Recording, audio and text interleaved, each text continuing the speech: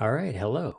My name is Cris Edwards from soquiet.org, and in this section, we're going to briefly talk about working with misophonic people. This is mainly going to be from a lived experience standpoint and not from a clinical standpoint. I am not a clinician, but I do have misophonia, and so this is just some recommendations on how to work with people with misophonia so that everybody can have a productive and comfortable experience. I do want to start off briefly before we get into the actual practical portion with the question, can misophonia be a disability? You probably know the answer to this. But according to the Americans with Disabilities Act, the ADA defines a person with a disability as a person who has a physical or mental impairment that substantially limits one or more major life activities. When you're working with somebody with misophonia, consider that their misophonia is probably affecting many aspects of their life, from schooling and their ability to attend college at all or if fully in any respect. It can affect our ability to work, to find work, to seek work, to participate fully and get the rewards of work and employment. It affects our relationships, our family relationships, our home dynamics, our romantic relationships and friendships. Misophonia can have an impact on social activities or really any common activity that involves going out in public, whether it's grocery shopping or going to try to see a movie at a movie theater, which is something I haven't done in a long time because of the popcorn and just the noises associated with it. So I can assure you that misophonia, if it has a moderate to severe impact on our life, can be considered a disability. I bring this up because when you're working with somebody with misophonia, it can sometimes be very validating and very good to hear that misophonia can meet this federal definition. And as a result, misophonia can be something that we experience and will need reasonable accommodations for at our places of employment, at our places of schooling or colleges, and that we can receive those. Those particular places are sometimes required by law to work with us so that we are able to perform our jobs and perform regular life activities to the fullest extent possible with our misophonia. Okay, moving along. The last part of this is going to be talking about the practical aspects of sensory inclusion and accommodations when working with somebody with misophonia. What is sensory inclusion? Perhaps you can tell. It is when we adjust spaces, situations, relationships, etc., to be open, mindful, and inviting to people with sensory conditions, sensory processing issues, sensory needs, sensory aversion disorders, however you want to interpret that, so that we may lead or they may lead productive and serene lives and participate fully in a typical fashion as best as we can. Sensory inclusion is meant to build a world where all people can participate at an equitable level, including with our sensory aversive conditions, disorders, our misophonia, and whatever else. To start off, we created what we call the 5A plan. This is something anybody can do, but even as a clinician or any professional who works with people with misophonia, or any professional who works with people who have any sort of invisible disability or disorder, I encourage you to use the 5A plan. The first A is for acknowledge. If somebody tells you they have misophonia, or really anything else that is a particular disorder or disability, greet them with unconditional positive regard. Acknowledge that their experience is valid and that what they are sharing is true. You are there to learn from them about their lived experience. We're not here to judge. We're not here to blame them. We're not here to doubt them. We're here to listen and acknowledge. The second A is for ask. Ask what you can do to assist. Simply saying, thank you for sharing that you have misophonia. How can I help? What kinds of things should I avoid? That's very easy, but it's also very powerful. The third A is for assure. You want to confirm to them after asking that you will be mindful of their needs for help and understanding. Sure, I will do my best, right? Lastly, accommodate. Again, do your best to help. If somebody has shared that there's a particular thing that activates their misophonia, maybe it's a particular sound, try to avoid doing that sound. Assure them that you will do your best to not make those sounds or do those things that they find cause them suffering. Prevent activating the misophonia as best as you can in a reasonable fashion. And lastly, the last A is for advocate. Once they have shared their experience with misophonia or whatever else, and you have assured them that you will do your best to accommodate, you can also advocate for them. You can learn more about it on your own time. If somebody is doubting them, and you can support the person with misophonia by advocating for them, do so to the best of your ability. That can include speaking up for them, writing a letter on their behalf, so on and so forth. So that's the 5A plan. Acknowledge, ask, assure, accommodate, and advocate. Very simple, but so powerful, and will make everybody feel better. I want to preface the next few slides with a trigger warning. If you experience misophonia or a very similar condition, the following 3 slides after this one will talk about specific misophonia triggers. If hearing about specific misophonia triggers is an issue for you, please mute your audio and avoid reading the next 3 slides after this one. There's a giant red X, as you can see, that is on the next few slides.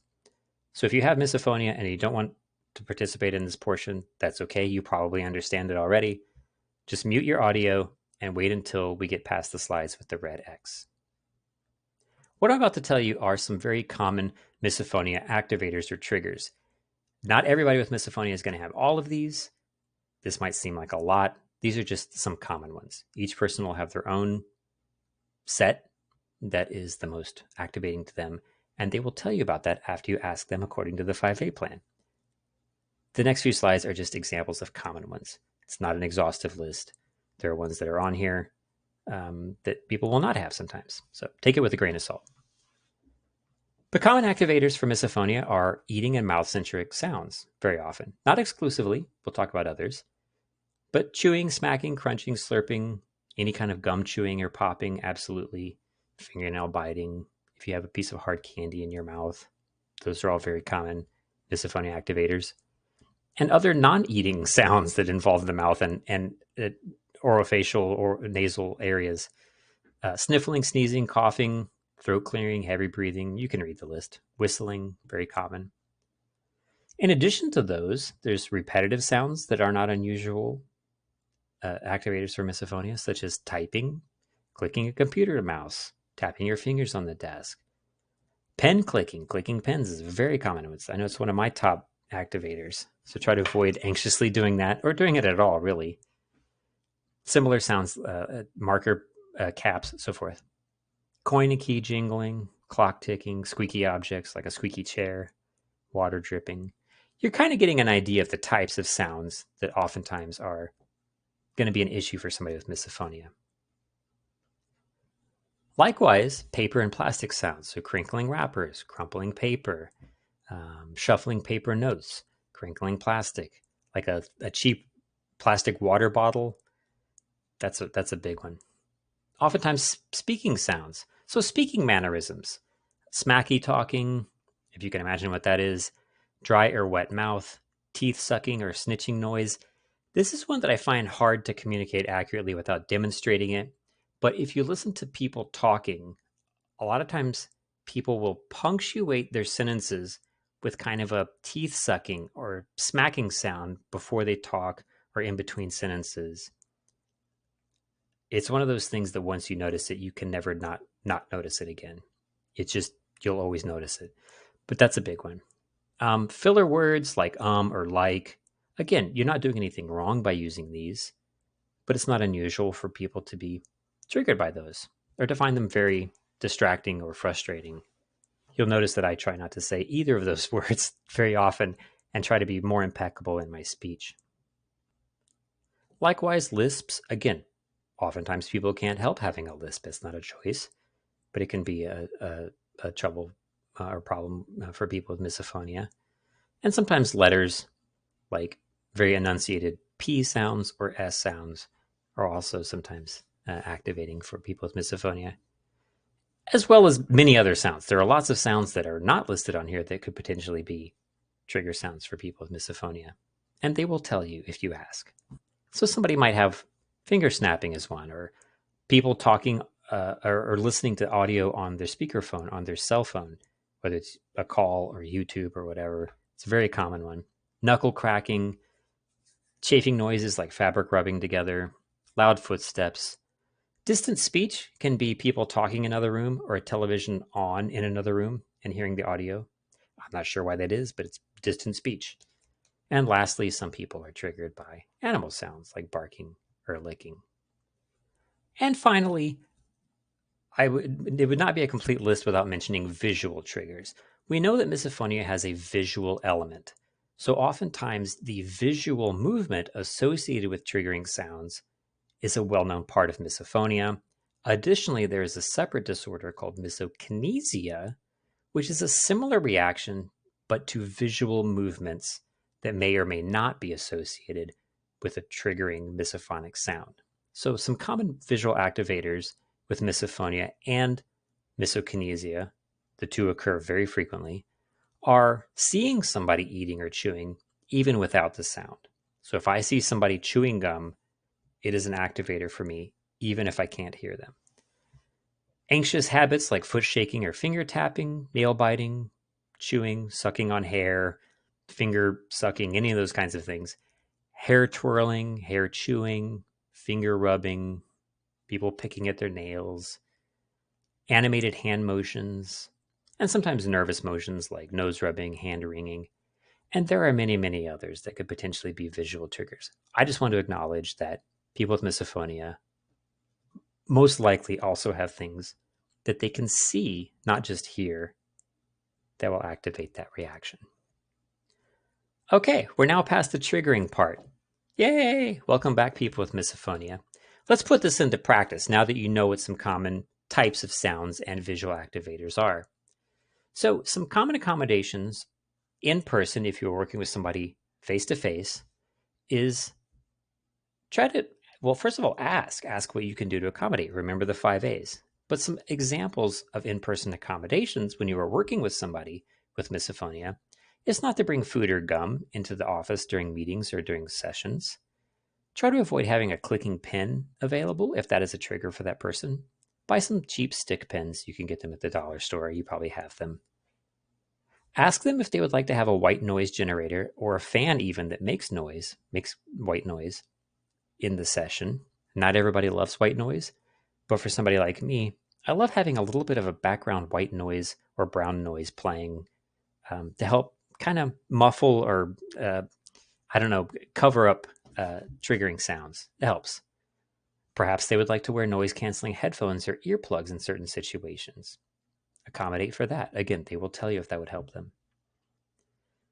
Allow the person time to step outside and self-regulate. If somebody needs to leave a situation, a group therapy session or a meeting or something, and step out and get away from a triggering sound or visual to kind of decompress, let them do that. Know that they are likely to do that in some instances. Another good idea is to agree on a hand sign for please pause or I am triggered. A trigger reaction is very uncomfortable. It's panic, it's irritation, it's frustration.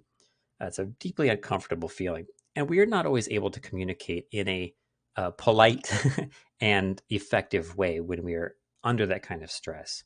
So sometimes a hand motion, like a raised hand or a tap of the ear, will let somebody with misophonia communicate to you without speaking in frustration, like, stop that. They might just say something that we regret later to try to get a sound to stop.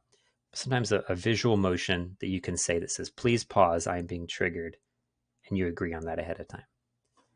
There are other accommodations, of course, that a person with misophonia might share with you that they would like to request. Listen and acknowledge those. And lastly, virtual meetings, telehealth, Zoom meetings, whatever they happen to be. Here are some example accommodations for those situations. Try to mute yourself when you're not speaking.